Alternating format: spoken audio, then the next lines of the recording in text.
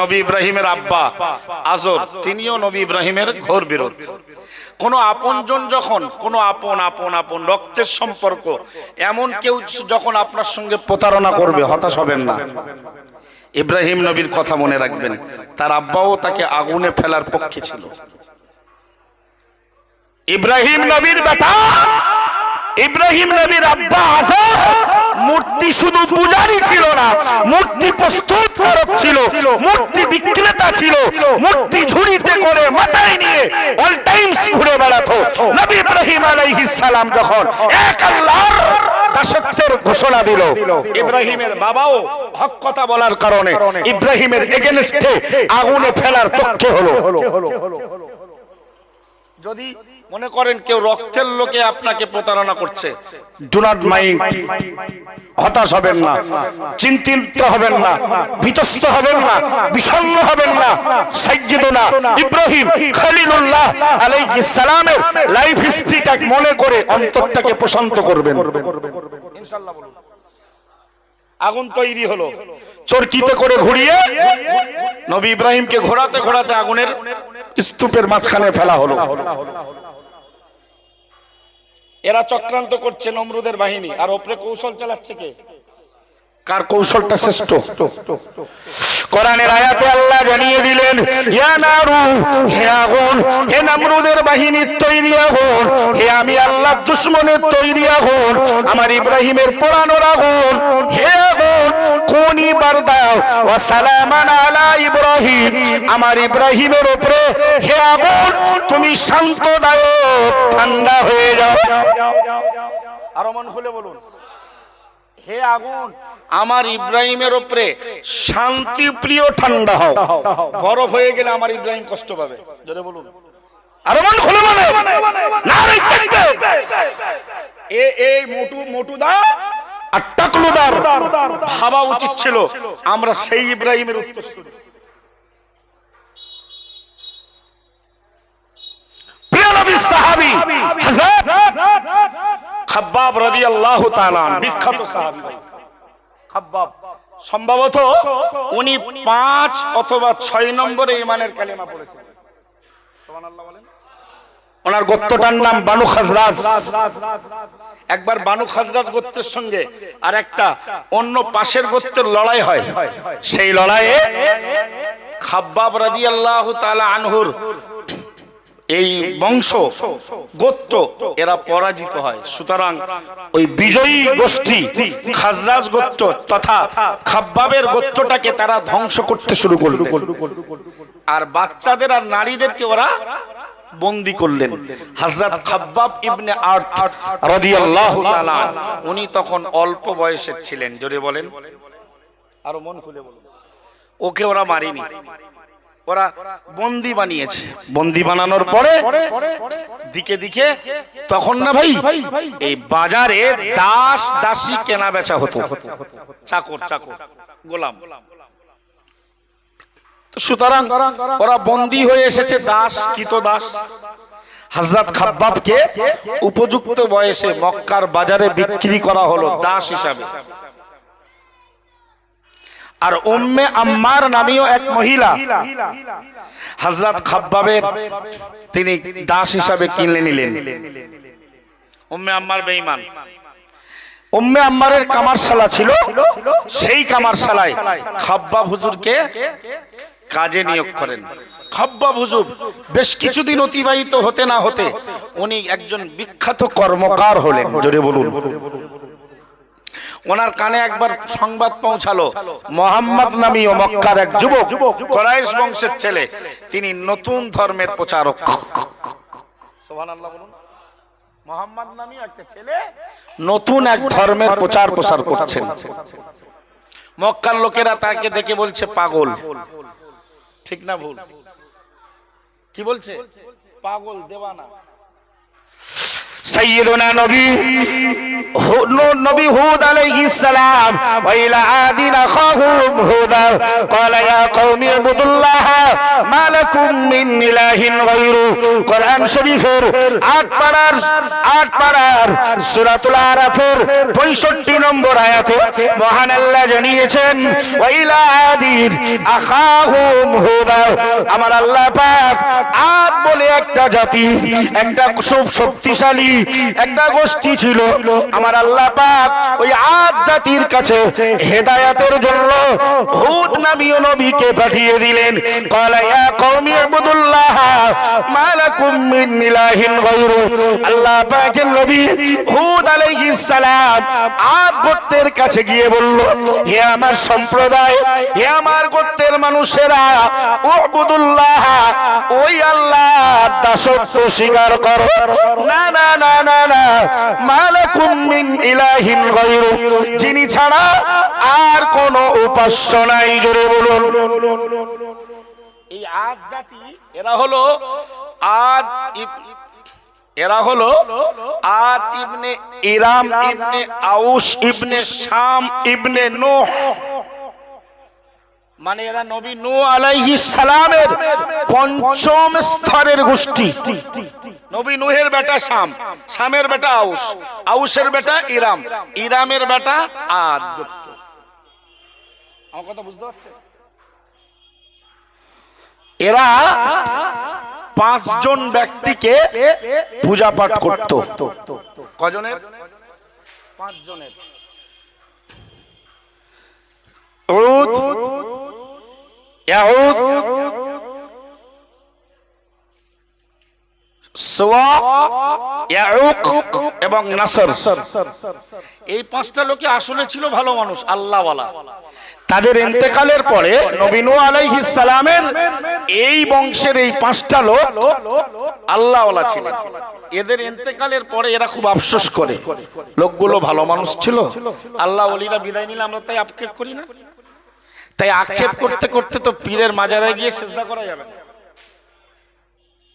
তো শয়তান এই 5 জনার চিত্র এদের কাছে তুলে ধরলো। এরা মূর্তি বানালো।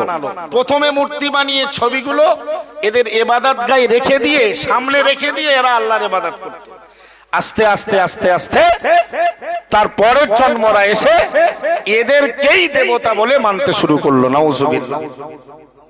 হুদ নবী এসে বলল, শোনো, আল্লাহ আমাকে পাঠিয়েছেন তোমাদের কাছে, তোমরা অন্যায় করছো, সব ছেড়ে আল্লাহর দাসত্ব স্বীকার করো।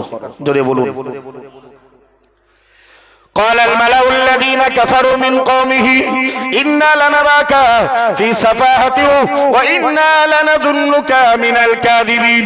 سيدنا নবী হুদ আলাইহিস সালামের গোত্রের কাফেরদের নেতারা, নেতৃত্ব স্থানীয় মানুষেরা, নেতৃবর্গরা তারা বলতে শুরু করলো, হে নবী হুদ আলাইহিস সালাম, আমরা তোমাকে নাদান নির্বোধ মনে করছি। ওয়া ইন্না লানাদুন্নুকা মিনাল কাযিবিন, নিশ্চিত করে আমরা তোমাকে মিথ্যাবাদী বলে ধারণা করছি। বলুন নাউজুবিল্লাহ। আরে হুজুর যদি এখন সুদের বিরুদ্ধে জলসা করে, সুদখোর কটার মনে হবে এ হুজুর মনে হয় জ্ঞানটান নেই, এ হুজুর মিথ্যা হুজুর, ও মাল কটার গায়ে লেগেছে। নেতারা উঠে বলল, শোনো হুদ, তোমারে ভালোবাসতাম, মহব্বত করতাম, কিন্তু তোমার এই যে প্রচার এক আল্লাহর দাসত্ব করো, এগুলো ছেড়ে দাও, এতে আমরা তোমাকে নির্বোধ নাদান মনে করছি। তোমার কোনো বোধগম্য নেই, তুমি একজন মিথ্যুক। নবী হুদ বললেন, লাইসা বি সাফাহাতু ওয়ালাকিন্নী রাসূলুম মির রাব্বিল আলামিন। আমি নাদান নই কো, আমি নির্বোধ না, আমি বিশ্ব জগতের, বিশ্বজাহানের পালন কর্তা, লালন পালনকারী রব্বে কারীমে আল্লাহর পক্ষ থেকে প্রেরিত মনোনীত রাসূল। আরেকটু জোরে বলুন।